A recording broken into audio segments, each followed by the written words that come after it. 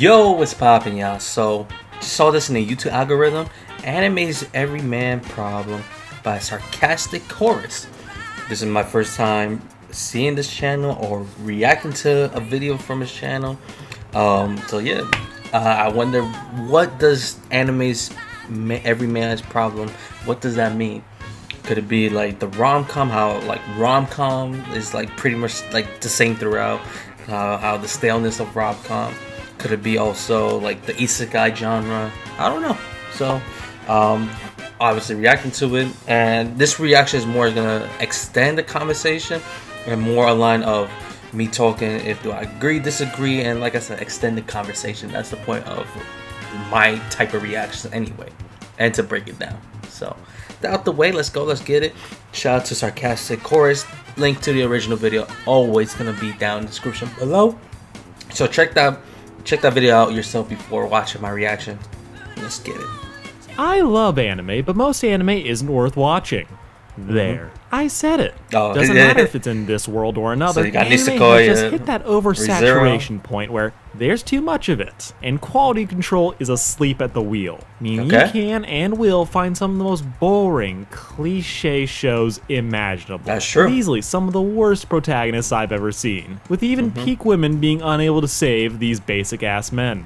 That's right, we're talking about anime's Everyman Problem, and since for basically no reason, the last video I did on the subject just hit 2 million views. Oh, congrats! Oh my god, and the algorithm knows why this one went off. I figured I might as well do the sequel. Because if you thought Hollywood had a problem pandering to its audience, trust me, you haven't seen anything yet. Now, context. Okay. For those of you who don't know, a few months back, I made a video about the second most notorious thing to come out of Transylvania, Johnny and Mavis. Oh, hold on. Because it's true. There is mixed reviews on people who watched the Hotel Transylvania. Yeah, Transylvania.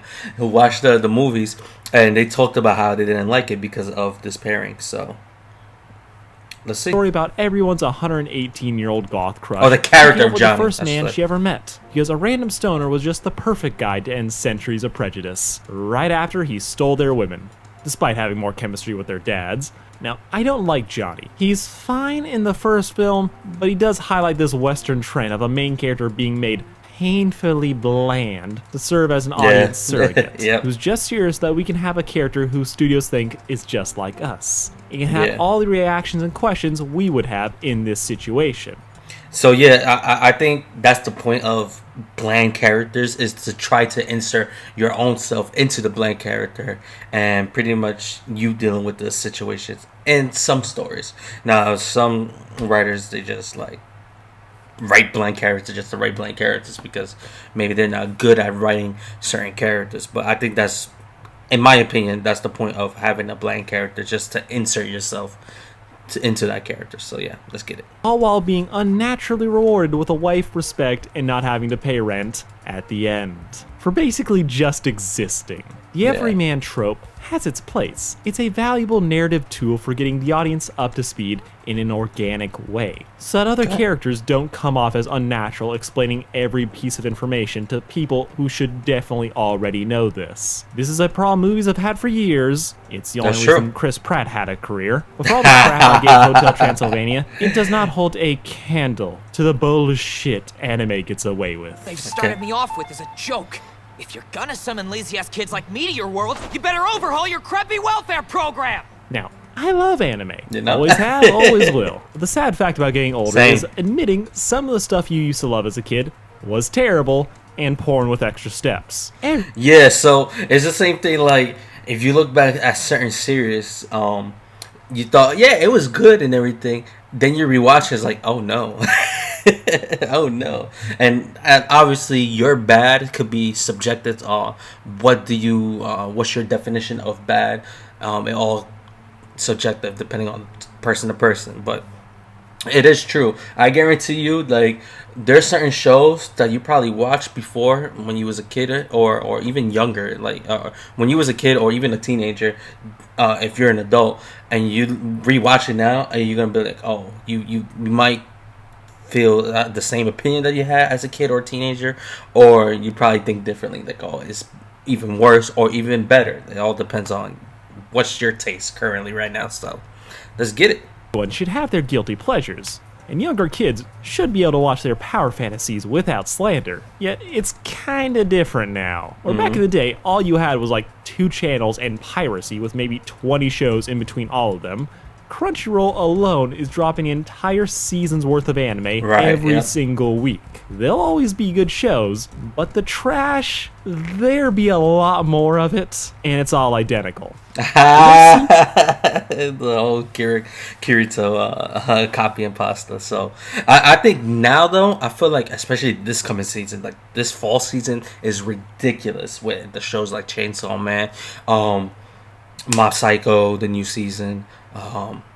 There's other shows on My Hero, some originals that looks really good. But if you look at like the season of this year, especially, like we just had Cyberpunk Edgerunner, which is a really phenomenal show in my opinion.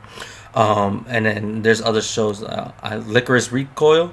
I heard that show is really good. I haven't watched it yet. It's on my watch list. Summertime Render. I heard amazing things about that show. Also on my watch list.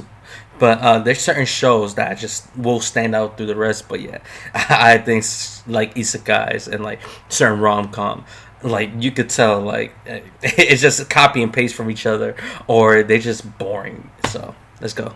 Being a race to the bottom for who can rip off a better show the fastest. Right. As the anime industry pays its animators nothing, so there's no reason for any semi-popular light novel or manga to shove out a couple mil to make a 12-episode also commercial Bleach. that ends Also with Bleach. them That's begging you another to one. buy That's the rest of the series. coming. It feels like a lot of the stories that are written by people that only have ever watched other anime. So the Right. stories come off as cliche as they're just doing the tropes that's popular without understanding why it was done in the original. Which is why Right. there's so many fucking terrible isekai stories out there. Why every show Yeah. Oh, now has let's to keep have a going. harem. By far, though, the worst thing to come out of the copy of a copy process is the protagonists. Yeah. They don't exist.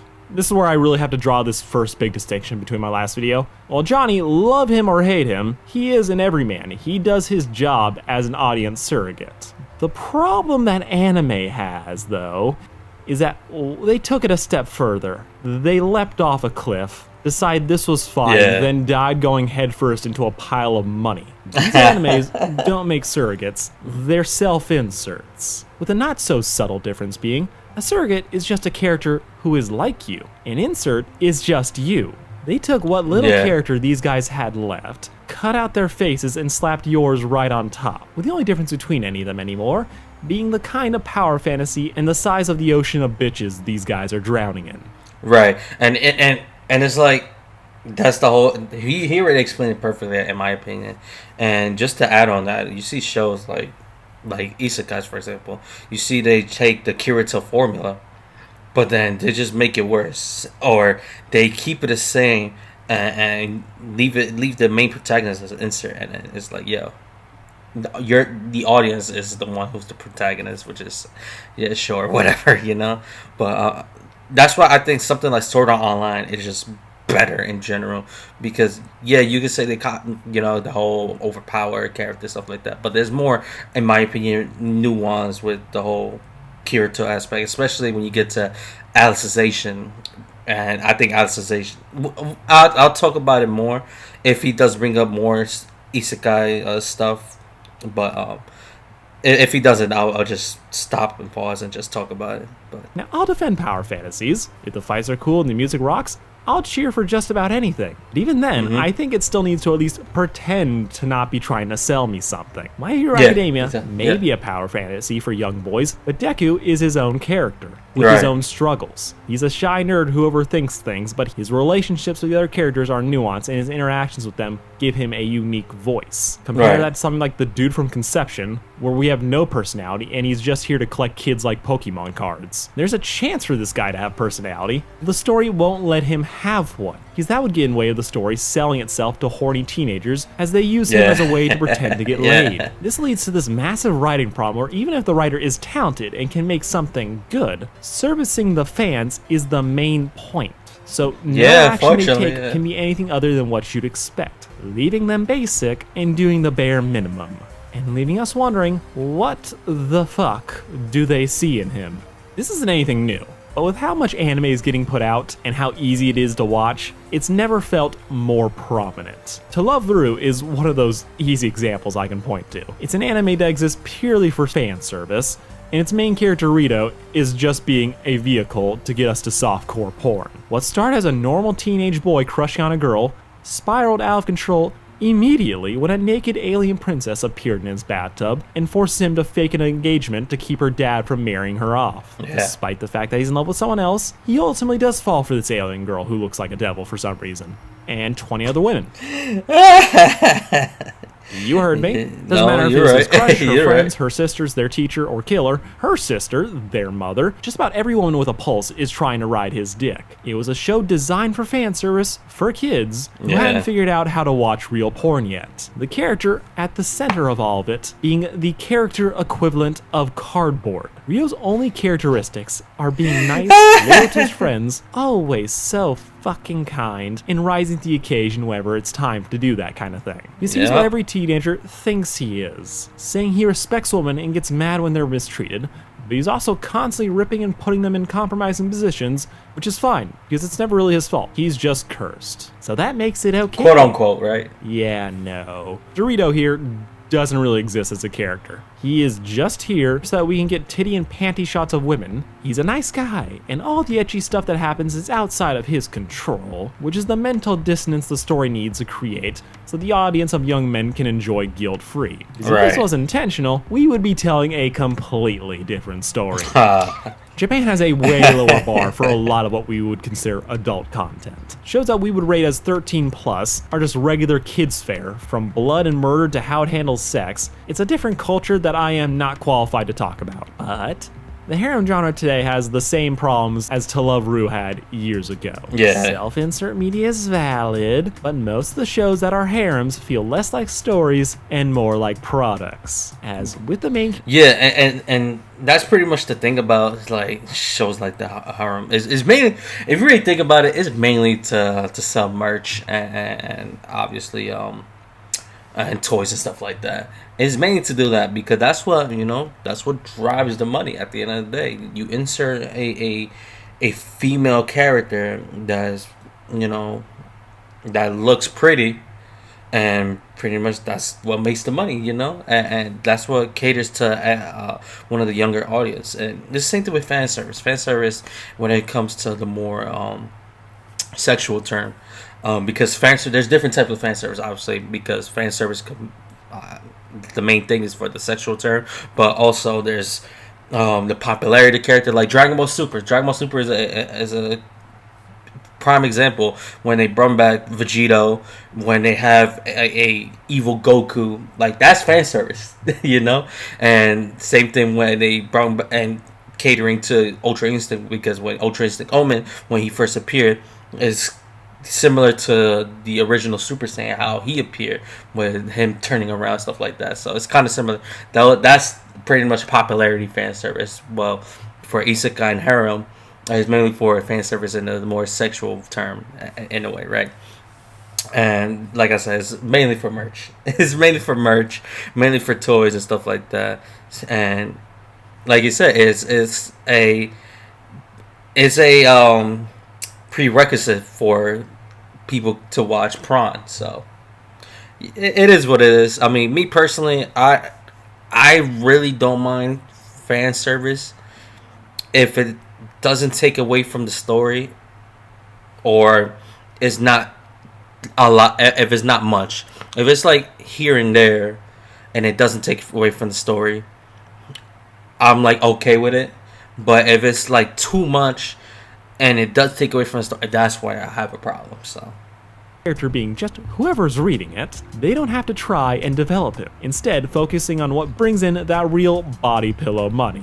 The girls. Yeah, exactly. The concept of best girl has been around forever, but it was allegedly first used in 2009. It perfectly encapsulates the fact that we don't give a fuck about the leading men of these shows. It's all about the girls. The ones we vibe with the most. Who's the hottest? Who's the funnest? Who is appealing to your hyper-specific fetish? A harem anime took a horse race approach to romance. Instead of waiting to see how a couple ends up together, it's just pouring gasoline on the fandoms, letting them fight to the death over who they want to see in his or more accurately, their pants. Right. All while selling merch made with less standards than the characters printed on them. Why write a compelling story about 3 childhood friends finding love when you can create 6 palette swaps and double your money? Why even bother giving him a face when you can just leave it a blank, except for the one time just to make sure he's not an ugly bastard?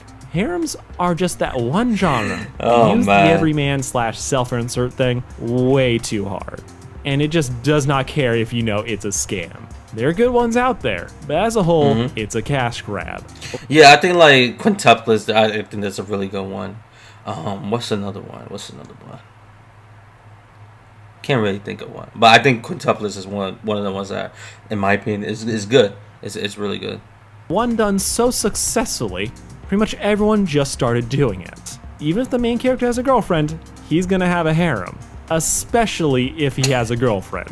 Right. The most damning thing of all of this, though, is how, as a genre, these shows are giving unrealistic expectations of relationships. It's not ruining a generation, but it's definitely not helping. Right. As the no-bones approach to the genre, with its focus on mass marketing waifus on the blandest men alive, the only real way these shows can sell the idea of this kid's a sex symbol is either A, some bullshit about him being innately special, making him desirable almost in spite of his everything, or B, the women have no standards. Which is just my mean way of saying that these dudes will try their hardest to say one nice thing once and not be rapists.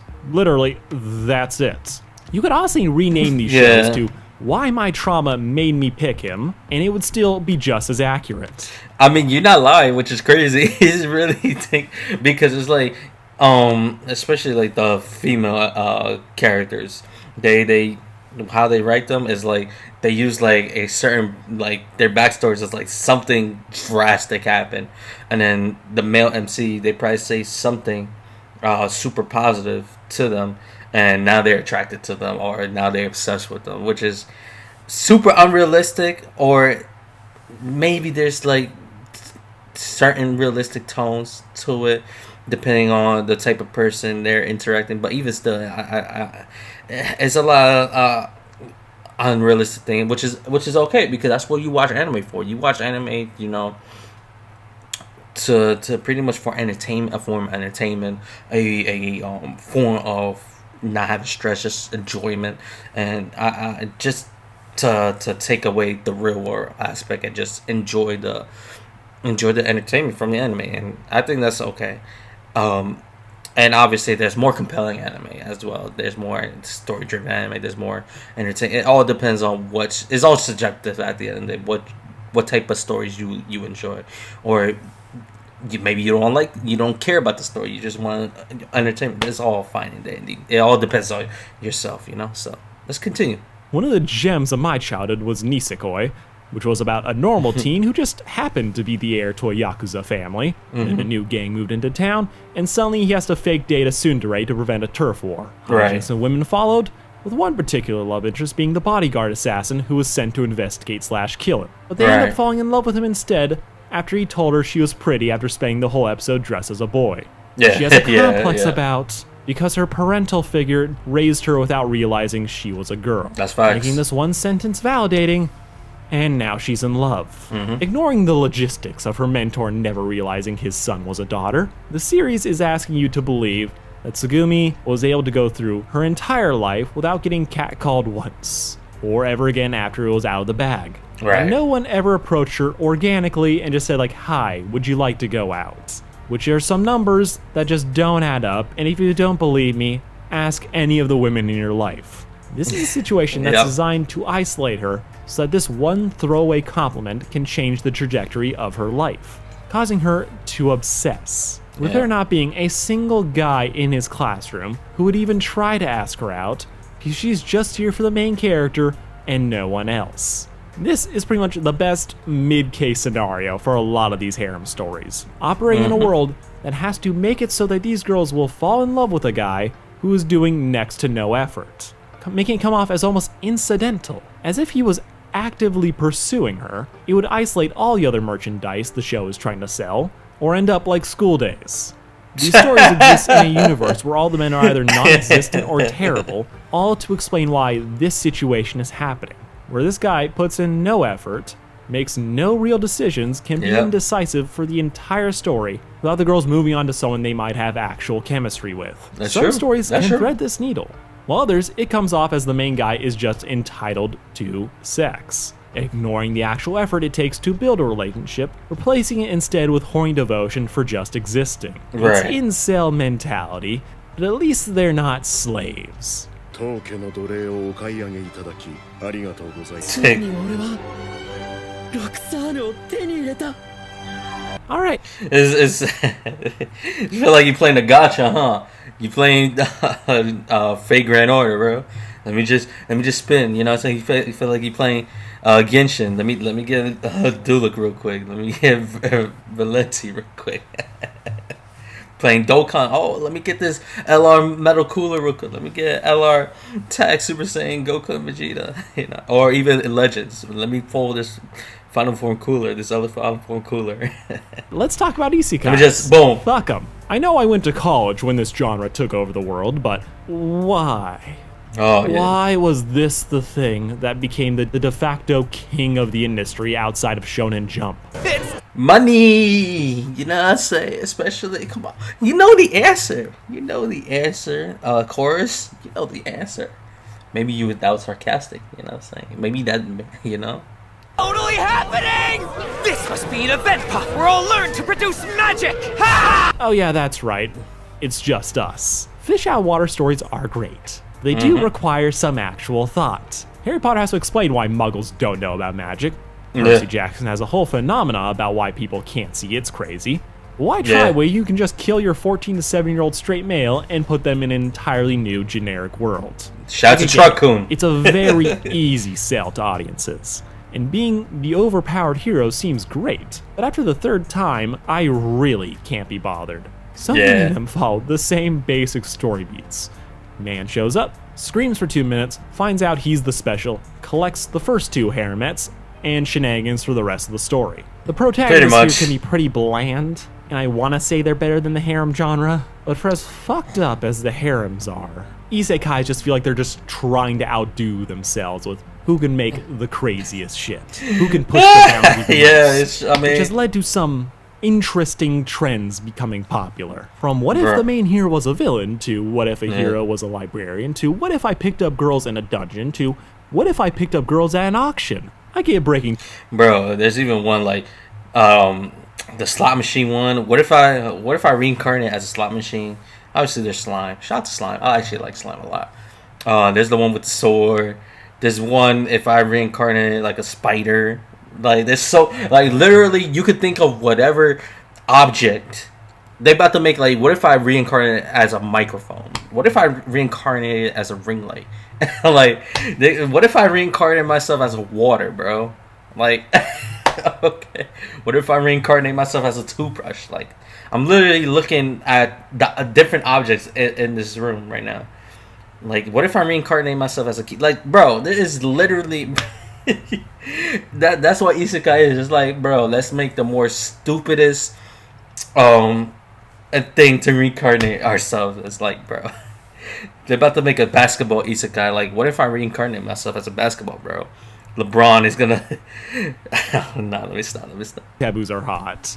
It's just fiction. I get all that. But really, how did a slave-owning protagonist become a mainstream thing? Amazing! But this Yeah, is not a good exactly. look. If anyone were to walk in right now, it'd be sudden social death! Power fantasies. Yeah, of course. Like, this whole slave thing is a video all on its own. Right. But isekais are the genre that the everyman self-insert problem metastatized and spread to the rest of the industry. As Japan is going through the equivalent of the YA adaptation craze of the early 10s, that Hunger Games pretty much kicked off and then killed. Hate it as much as you want, but Sword Art Online did numbers, and this anime adaptation of a light novel showed just how successful these paperback gold mines could be, resulting. The thing about SAO, and the funny thing is, I just recently rewatched this show. I believe when I rewatched this, let me look at the other. I would say 5 days ago, where I rewatched the whole series from the beginning and progression and Gun Gale and Alicization. And yeah, I would say like the first 2 seasons, like you might say, yeah, it's like typical, because it is. It's typical isekai, right? But then when it became to Alicization, I think that story especially, I think in my opinion, is really really good in terms of how an isekai story could be portrayed. Not should be, because should be that's crazy, but could be portrayed if it's done well. And I think Alicization did a really good job with that, in my opinion. I think this Alicization is the best SAO in my opinion, but others might disagree. It is the what it is. oversaturated market we have today and gotta deal with. What makes the Everyman so toxic to the isekai genre? Like, look, is it's that literally these shows Kirito. should be interesting. I'm not beating my head against the wall for why this man doesn't just pick his woman and go. Yet despite having all the freedom in the world to craft a unique story where anything is possible, the genre has homogenized into being roughly the same world every fucking time. Yeah, Some exactly. shows actually utilize their premise. Shoko Tensei builds an Really actual good new show. world for its setting, with multiple languages and cultures for the people that inhabit it. Mm-hmm. Rudeus is a 34-year-old Japanese man who died and got reincarnated as a baby in another world, Right. with him experiencing what it's like to not grow up to be a pedophile. He jacked off to his 10-year-old niece taking a bath in the web novel. Which is wild. It's not canon anymore, but still. Nah, it's There's wild. an actual arc for Rudeus here. The story is in large part about him overcoming the worst tendencies he developed in his first life. He learns and grows. It's using the genre effectively. Compare Right. that to other shows where they don't even try. People Yeah, exactly. And it's like the same thing. That's why I love Slime, because Slime, there's so much things that goes on with Slime, from the culture aspect, that even like the racism when it comes to the different creatures, why monsters isn't accepted in that world, and that's what Rimuru tries to overcome that. Same thing. That's why I love ReZero. ReZero, it dives in the more emotional, realistic aspect. Like, the main MC doesn't have a power. His power is returned by death. That's all the power. But he isn't overpowered at all. So that's why stories like that. That's why I love. Overlord, I do like, because it's different, because you're the main character is pretty much a villain, pretty much. But in quotations, let's just say that. But yeah, like stories like that. That's why they stand out from the rest. Even Shield Hero, like Shield Hero, yeah, he's an overpowered character in a way because of Shield, but it's have a more realistic tone as well. So say what you want, even about season 2 with the whole turtle bullshit. I read the light novel, so that's why I think Shield Hero stands far from the rest of the other generic isekai. So that's why shows like that stands out, in my opinion. But hey, you guys might have a different opinion. get dropped into a different me know world down and in the immediately comments. start pretending to follow the plot. They immediately become overpowered. They get everything they could ever want with as little effort as possible. Right. You can do this and make it a parody and have fun. But for so many shows to play this straight, and for it to be boring, is in large part to the main characters. Because they're not just some guy like us. They're just us. Yeah, Isekai yeah. has become so popular that everyone knows about it. Even Disney shows are referencing it. Yeah. And it does make sense that newer isekais will have a protagonist that would know what an isekai is. So they don't have to explain what the world is like or even have a real reaction to being here. Yeah. These shows feel so increasingly like they're cannibalizing themselves. Look, I hate the first episode exposition dump that has to explain everything that the OP already spoiled, but it's important to set everything up, to make it feel organic, to help show us why this character, this place, is different Right. from its competitors. To Right. have the creative choices it makes matter. Instead, what we have is stories that feel increasingly insular in their inspirations. Anime that only references other anime, copying what they like without understanding why it works. Telling you, copy and Sword paste, Art bro. Online was the punching bag of the anime community for years, and deservedly so in some regard, but it was still able to tell a captivating story in its first season. Yeah, like I said, say what you want about it, the show. And I already say, like, Alicization, I think that's the best SAO in my opinion.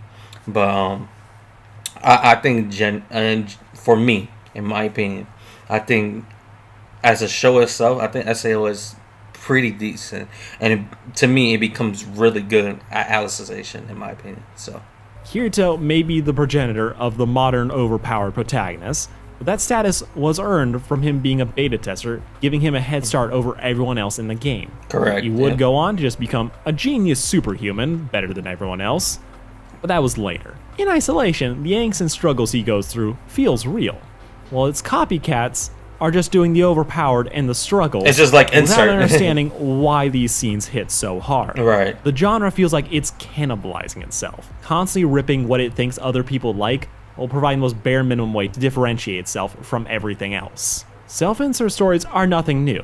If Pokemon started today, you know it would start with Ash getting sent to another world rather than waking up in his own. That joy in watching someone like you have all the experiences you want to have is still valid. Anime, though, feels like more and more of it is transparently just trying to sell to its audience, giving a sense of importance and value without showing or even pretending that they worked for it. Main characters are just rewarded for just existing, and those characters are supposed to be us. Like, it's weird to explain this to anime fans, like, especially myself, that some things just get I don't think so. normalized. You expect, like, okay, yeah, there's gonna be a harem, there's always a harem, but there's no real point to it. After a while, it's just there because it's expected. And then it'll just like become the focus and become a waste of time. Right. Maybe it's a matter of personal taste, but for me, so much of these shows feel like junk food. Fun at first, but consume too much and it makes me feel sick. Yeah. The generic anime protagonist joke has been around since as long as there have been anime. We started with Goku clones, but now it has moved on to parody. Nah, you can't say Ichigo. I mean, you're using the picture, so you're not really saying it. But I'm gonna assume that you're gonna say Ichigo, Naruto, and Luffy is not Goku clones at all. At all. Nah. The very people who enjoy it. Everyone's suddenly an incel who can't imagine getting women till they're sent to another world where everyone wants to fuck them. I get that some shows are able to do this a little bit more grace, have an actual story they want to tell, but at a certain point, it really does feel either condescending or actually pandering. With the importance of telling a great story seems to diminish, as there's just so much of it, you can't really guarantee people will tune in, as stuff will just get lost in the clutter. So to really keep people's attention, it's now more concept-based stories. In another world with a smartphone being the perfect example of a show, it seems like it was created for the title first, and everything after is just padding to justify its runtime for the people who clicked half kills. Oh, yeah. There's just so many cans of worms you can get into talking about anime. I'm okay with there having a generic protagonist that grows throughout the story, but so many of these guys feel like the world is just reinforcing how great they are, and that's just it. And so busy trying to hit these different notes till you realize it doesn't know how to play them. But the homogeny with which anime uses the Everyman to create its self-inserts for stories that copy from one another has just created a glut of content that just isn't worth watching. It's everything you've seen before with only the slightest of twists. Right. And no amount of anime titties can distract me from that. Thank you for watching. This has been Sarcastic Chorus. But please pretend to like, share it to everyone who hates it. Just go live your best lives, honestly. I don't really care at this point. Just honestly, I want everyone to go out and live their best lives. All of you, especially you, go out there, live your best. Don't be the generic anime protagonist. Be the best you that you can be. Yada yada. Peace out. He talking facts right there. Be the best you that you can be. If anything, even strive even further, bro. Further beyond. No, but this was a really good video. I loved it, like as always, and I'm gonna check out more of your content. Sarcastic Chorus, bro. I think and I genuinely think, I don't know why did I stutter there, but I genuinely think that this video is actually really, really good and gives a different perspective where some anime fans might see differently in like the rom-com and the Isekai stories and stuff like that, because those two genres you're mainly talking about. Well, mainly harem and Isekai. But I think genuinely this is a good video. I think you guys should definitely watch the original. Like I stated in the beginning, watch the original before you come to my reaction, where I extend the conversation even further. And I agree with what he's saying.